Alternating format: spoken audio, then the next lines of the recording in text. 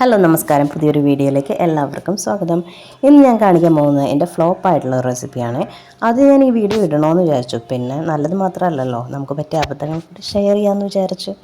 അപ്പം നോക്കാം അല്ലേ. അപ്പോൾ ആദ്യം ഒരു 4-5 ഉരുളക്കിഴങ്ങ് എടുത്ത് തൊലിയൊക്കെ കളഞ്ഞ് ഞാൻ വേവിക്കാൻ വെച്ചു. അപ്പോൾ വെന്ത ഉരുളക്കിഴങ്ങിനെ ഇനി ഒരു പാത്രത്തിലേക്ക് മാറ്റി നന്നായിട്ട് ഉടച്ചെടുക്കുക.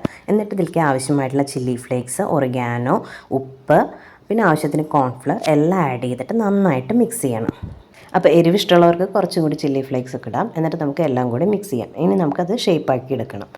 ഞാൻ കട്ടിംഗ് ബോർഡിൽ വെച്ചിട്ടാണ് ഇത് ഷേപ്പാക്കി എടുക്കുന്നത്. കട്ടിംഗ് ബോർഡിൽ കുറച്ച് ഓയിൽ തേച്ചിട്ടാണ് ഷേപ്പാക്കി എടുക്കുന്നത്. അപ്പോൾ ഒട്ടിപ്പിടിക്കില്ല.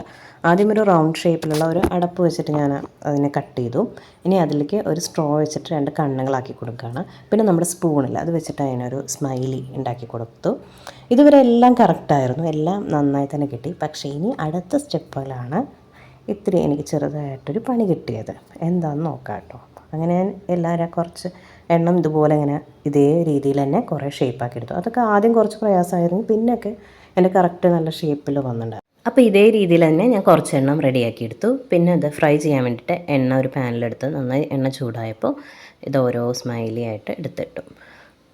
ആദ്യം കുഴപ്പമില്ല, പക്ഷെ കുറച്ച് നേരം കഴിഞ്ഞപ്പോൾ ഇത് മെല്ലെ മെല്ലെ ഇങ്ങനെ പൊട്ടാൻ തുടങ്ങി. എന്താ കാരണം എന്നറിയില്ല, തിരിച്ചിടുമ്പോൾ ഇങ്ങനെ മെല്ലെ പൊട്ടാം. ഒന്നും ശരിയായിട്ട് കിട്ടിയില്ല.